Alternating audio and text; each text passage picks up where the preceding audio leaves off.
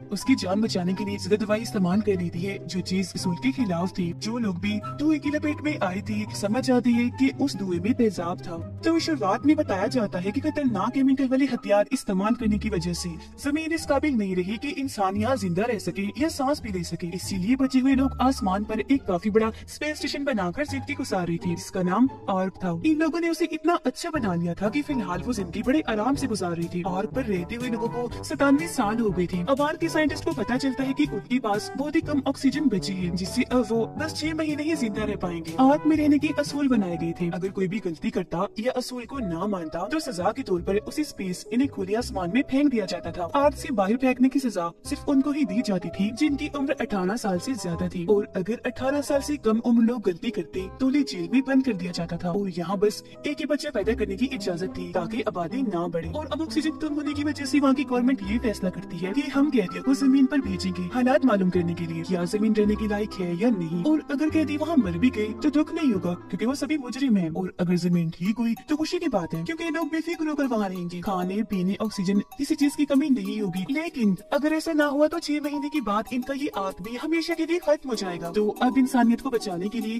कैदियों को जमीन पर भेजने के लिए सब मान जाती है। सभी कैदियों के हाथ पर एक ब्रेसलेट पहना दिया जाता है ताकि आर्क के लोग देख सके कि वो कब तक जिंदा रह पाते हैं और नजर भी रख सके। इनके स्पेसशिप में रेडियो भी लगा दिया जाता है इनसे राब्ता करने के लिए, और बस इसी के साथ जमीन की तरफ इन्हें भेज दिया जाता है। आर्क में हर किसी अमीर गरीब छोटे बड़े के साथ एक जैसे सलूक किया जाता था। सजा हर किसी को मिलेगी चाहे मुजरिम कोई भी हो, क्योंकि कैदियों में आर्क के हेड का बेटा और यहाँ की सबसे काबिल डॉक्टर की बेटी क्लार्क भी शामिल थी। क्लार्क के डैड को भी स्पेस में फेंक दिया गया था जो एक साइंटिस्ट थे। उन्हें सबसे पहले पता चला था कि आर्क के लोगों के पास टाइम कम है, ऑक्सीजन खत्म होने से पहले उन लोगों को स्पेस में फेंक देना चाहिए जो अपनी जिंदगी से तंग है, और ये बात सबको पता होनी चाहिए। पर आर्क की गवर्नमेंट ने उनकी बात नहीं मानी, ये बात खुफिया रखी ताकि लोग परेशान न हो जाएं। पर जब क्लार्क के डैड ने इस बात को मानने से इनकार किया तो उन्हें स्पेस में फेंक दिया गया। कैदियों के स्पेसशिप की स्क्रीन पर आर्क का हेड आकर बताता है कि जमीन पर पहुंचते ही आर्मी कैंप में चले जाना क्योंकि वहाँ तुम बच सकते हो। सब उसकी बात को गौर से सुनते तो है पर सीरियस नहीं लेते क्योंकि कोई भी हेड को पसंद नहीं करता था उसकी सख्त असूलों की वजह से। तब एक लड़का जो क्लार्क का साथी था अपनी बेल्ट खोलकर हवा भी उड़ने लगता है। क्लार्क उसे ऐसा करने से मना कर रही थी पर वो नहीं सुनता। उसे देखकर दो और कैदी ऐसे करते हैं, पर जैसे स्पेसशिप थोड़ा मुड़ी टकराने से वो काफी बुरी तरह गिरे और उनकी मौत हो गई,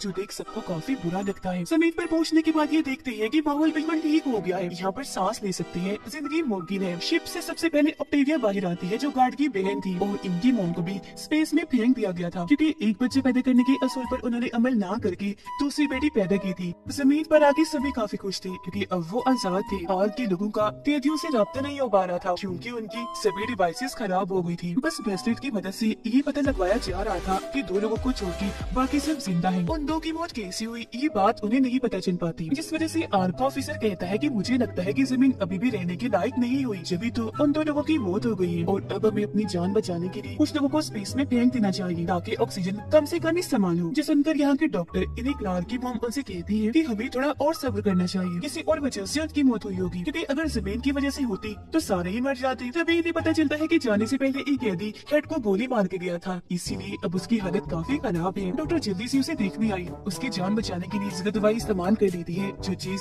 आर्क के असूल के खिलाफ थी। तो सजा के लिए उसे भी कैद कर लिया गया और स्पेस में फेंकने का फैसला किया जाता है। पर अगले दिन जब उसे सजा दी जाने लगी तो हेड उसकी जान बचाने के लिए वहाँ आ गया। कहता है कि ऐसा मत करो क्योंकि अगर आपने ऐसा किया तो हम अपने काबिल डॉक्टर को खो देंगे। इस बात को लेकर उनकी बहस तो हुई पर डॉक्टर की सजा माफ कर दी जाती है। उधर क्लार्क और हेड का बेटा मिलकर नक्शा देख रहे थे आर्मी कैंप को ढूंढने के लिए, पर क्लार्क उससे ज्यादा बात नहीं करती। अब ये दोनों सबको मिलकर आर्मी कैंप ढूंढने का बोलते हैं, पर ऑक्टेविया का भाई इन्हीं गार्ड ऐसा करने से मना कर देता है कि नहीं हम ऐसे खुश हैं और हम आर्क के लोगों से राब्ता भी नहीं करेंगे क्योंकि वहाँ उन्होंने हमें कैदी बना के रखा, बुरा सलूक किया और अगर वो भी जमीन पर आ गए तो जीना हराम कर देंगे हमारा। लेकिन हेड का बेटा समझाता है कि जिद मत करो, कैंप ढूंढना जरूरी है।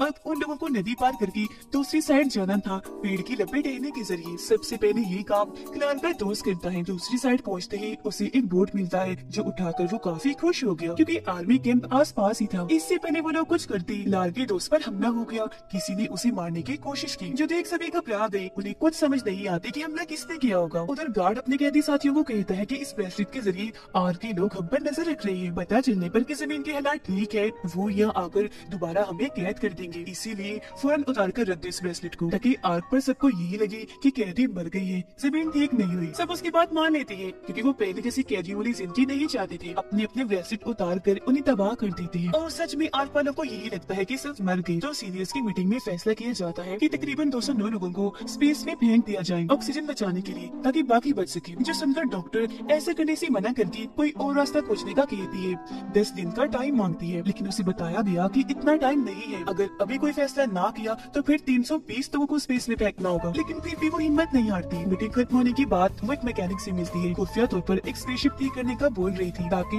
वो खुद जमीन पर जाए और वहाँ से राब्ता करके आर के लोगों को वहाँ के माहौल का बता सके। जो सुनकर मैकेनिक भी उसके साथ जमीन पर जाने का फैसला करती है। क्लार्क सबको बताती है कि हमारे एक साथी पर हमला हुआ है, वो जख्मी है और क्लार्क समेत सब लोग अपने जख्मी साथी को लेने जाते हैं, पर वहाँ कोई नहीं था। वो उनके निशानों को देखते हुए जब वो आगे बढ़ती है तो उन्हें अपना साथी मिल तो जाता है, पर पेड़ से लटका हुआ काफी बुरी हालत में। क्लार्क उसकी मदद करने के लिए जैसे ही आगे आई एक बड़े से गड्ढे में गिर जाती है, जो एक तरह का ट्रैप जाल था, जिससे सब लोग समझ गए कि यहाँ कोई तो है जो इंसानों को पकड़ के खत्म करना चाहता है। क्लार्क को जैसे बाहर निकाला वहाँ एक जानवर आकर उन पर हमला कर देता है, लेकिन तभी हेड का बेटा उसे गोली मारकर जान से मार गिराता है। जख्मी साथी को फिर नीचे उतार कर अपने साथ ले जाते हैं। क्लार्क देखती है कि एक पौधे की दवाई बनाकर किसी ने उसे लगाई और ठीक करने की कोशिश की है, तो अब वो भी अपने साथियों के साथ मिलकर वो पौधा लेने जाती है, ताकि जल्द से जल्द जख्मी साथी को ठीक किया जा सके। पौधा उसे मिल तो गया, पर तभी अचानक इन्हें भयानक आवाज आने लगती है। साथ ही काफी बड़ा पीले रंग की धुएं का तूफान आ जाता है, जिसे देखकर सारे ही लोग काफी डर गए। अपनी जान बचाने के लिए वहाँ खड़ी पुरानी सी गाड़ी में चढ़ जाते हैं, पर जगह कम थी, तो बाकी के लोग इधर उधर भागे छुपने के लिए, लेकिन लपेट में आ ही जाती है। फिर सब कुछ नॉर्मल होने के बाद क्लार्क अपने साथियों के साथ बाहर आती है और देखती है कि जो लोग भी धुएं की लपेट में आए थे समझ आती है कि उस धुएं में तेजाब था। क्लार्क भी अपना ब्रेसलेट उतार देती है ताकि उसकी मॉम को लगे कि वो मर गई है, और जब ये चीज स्क्रीन पर डॉक्टर देखती है काफी परेशान रह गई। मैकेनिक को जल्द से जल्द स्पेसशिप ठीक करने का कहती है, लेकिन उनकी ये बातचीत एक औरत ने सुन ली और जाकर आर की गवर्नमेंट को बता दिया, जिस वजह से वो लोग आकर डॉक्टर को पकड़ लेती है। तब मैकेनिक उसे अकेला ही छोड़कर जमीन की तरफ चली जाती है, क्योंकि उन्होंने फैसला किया था कि इमरजेंसी की सूरत में मैकेनिक अकेले ही जमीन पर जाने के लिए निकल जाएगी और वहाँ पहुंचकर सारी सूरत हाल के बारे में डॉक्टर को बताए। क्लार्क अपने साथियों के साथ मिलकर जख्मी साथी का इलाज करती है, वो ठीक होने लगता है। हेड का बेटा जब बाहर अकेला बैठा था तो एक लड़की आकर उसे मार देती है, क्योंकि वो उसे अपनी मोम डैड का बदला लेना चाहती थी। वो लड़की सच बता ही देती है कि मैंने मारा है उसे। गार्ड का साथी लड़की को मारना चाह रहा था, पर गार्ड उसकी जान बचा देता है, क्योंकि वो काफी छोटी थी। पर बाद में वो लड़की खुद ही अपनी जान ले लेती है। क्लार्क और फिन एक दूसरे को पसंद करने लगते हैं। रात को जब वो आसमान पर तारे देख रही थी तो वहाँ स्पेसशिप भी देख लेती है, जिसमें वो मैकेनिक आ रही थी। तब इधर क्लार्क और फिन भी आ जाते हैं। फिन को जैसे ही मैकेनिक देखती है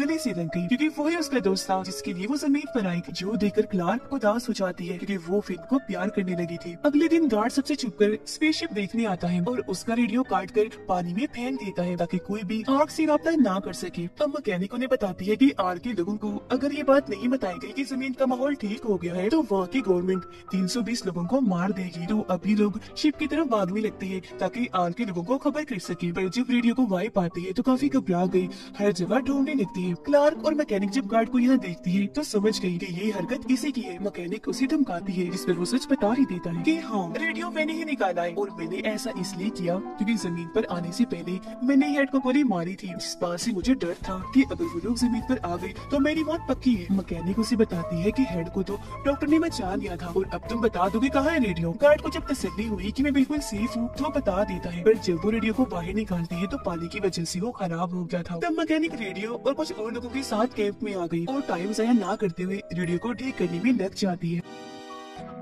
आँख में डॉक्टर बड़ी चालाकी से अपने हस्बैंड की वीडियो वहाँ चला देती है, जिससे सबको पता चल चुका था कि गवर्नमेंट ने यहाँ छुपकर ऐसे बहुत सारे काम किए जिससे उन लोगों की जान को खतरा हो सकता है। पर लोग बजाय गुस्सा करने के आर की गवर्नमेंट के पास आकर कहती है कि हमें स्पेस में धकेल दिया जाए ताकि बाकियों की जान बच सके, जो देखकर सभी गवर्नमेंट ऑफिसर्स को अपनी गलती पर दुख होता है। ना चाहते हुए भी 320 लोगों को एक काफी बड़े कमरे में बंद करके ऑक्सीजन रोक देते हैं, फौरन उन्हें स्पेस में फेंक दिया जाता है। जमीन पर कैदियों को ये देखकर उन लोगों की मौत का बहुत दुख होता है, क्योंकि कोई नहीं जानता था कि कि इसकी फैमिली बची है या किसकी नहीं। फिर अगली सुबह ऑक्टेविया जंगल से जब जा रही थी तो गिर जाती है और काफी जख्मी हो गई। तभी एक आदमी जो पहले से जमीन पर रह रहा था उसे उठाकर अपने साथ ले जाता है। दरअसल इस आदमी के साथ और लोग भी थे जो इसके साथी थे। जब जमीन की हालात खराब हुए तो इन लोगों ने छुपकर जैसे तैसे खुद को बचा लिया, जिसके बाद ये शिकारी बन गए और यही वो लोग थे जो कैदियों को पकड़ रहे थे। बाकी लोग ऑक्टेविया को ढूंढने लगे। काफी मेहनत के बाद उन्हें मिल ही जाती है। साथ ही वो शिकारी भी से लोग पकड़ लेते हैं क्योंकि वो सोच रहे थे कि इस आदमी ने ऑक्टेविया को मारने के लिए अपने पास रखा हुआ है। हालांकि ऑक्टेविया उन्हें समझाती है कि इसने मेरी जान बचाई, ये एक अच्छा इंसान है, पर कोई उसकी एक नहीं सुनता। शिकारी को मारने लगते हैं। अब मौका पाकर शिकारी फिन को जहर लगा चाकू मार देता है, जिससे वो बेहोश हो गया। ये लोग शिकारी को पकड़ के बांध देते हैं, काफी मारते हैं ताकि वो बता दे कि जहर का इलाज अब कैसे करें, पर वो कुछ नहीं बोलता। जो देखकर ऑक्टेविया उसे चाकू से अपना हाथ भी काट लेती है ताकि पहले की तरह शिकारी उसे दोबारा बचा ले। शिकारी ऐसा ही करता है, उसकी जान बचाने के लिए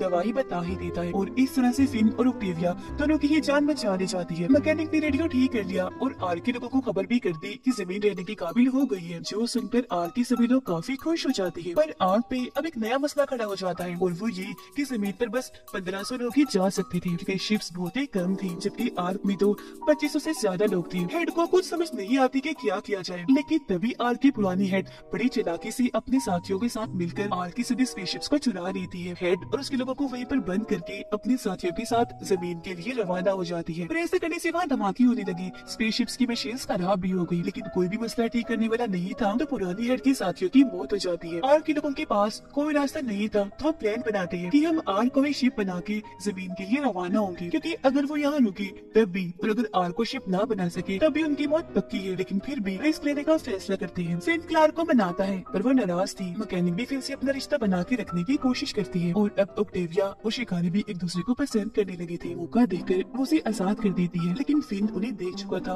ऑक्टेविया का पीछा करते हुए वो शिकारी तक पहुँच जाता है, दोस्ती का हाथ बढ़ाता है। तब शिकारी भी मान गया और उन्हें अपने लीडर से मिलवाता है। अगले दिन मिलने के लिए क्लार्क और शिकारियों के लीडर आमने सामने थे, क्योंकि अब वो मिलकर साथ रहने वाले थे। लेकिन क्लार्क के दोस्तों गंजफहमी हुई, वो उन पर गोलियां चलाने लगा। बदले में शिकारी भी उन पर हमला कर देते हैं और इस तरह से दोनों ग्रुप्स के बीच दुश्मनी बढ़ जाती है। अब ये कैदी उनसे लड़ने की तैयारियां करने लगे, जैसे कि मिलजुल के हथियार बनाने लगते हैं, जिनका सामान उन्हें एक गोदाम में मिल गया था ताकि शिकारियों के हमले से खुद को बचा सके। लेकिन उन्हें गार्ड का साथी काफी जख्मी हालत में मिलता है, क्योंकि शिकारियों ने हमला करके उसमें एक जहर डाल दिया था। जहर की वजह से उस समेत कई और लोग बीमार पड़ जाते हैं, जो देखकर ऑक्टेविया शिकारी के पास जाकर इस बीमारी का इलाज पूछती है। उसका कहना था कि इस जहर से लोग सिर्फ बीमार होते हैं, मरते नहीं, थोड़े ही दिनों में अपने आप ही ठीक हो जाएंगे। ऑक्टेविया आकर ये बात सबको बताती है, जो सुनकर उन्हें थोड़ी तसल्ली मिलती है। क्लार्क अपने कुछ लोगों को लेकर शिकारी से बात करने जाती है। हमने बाकी शिकारियों से बचने के लिए दीवार बनानी है, जबकि मेरे लोग बीमार हैं। शिकारी कहता है कि तुम ऐसा करो, पुल तबाह कर दो, क्योंकि उसके बगैर शिकारियों को तुम तक पहुँचते पहुँचते 3 दिन लग जाएंगे। उन्होंने ऐसे किया, पुल को धमाके से उड़ा देती है, इससे कुछ शिकारी भी मारे जाते हैं। उन लोगों को भूख लगी थी,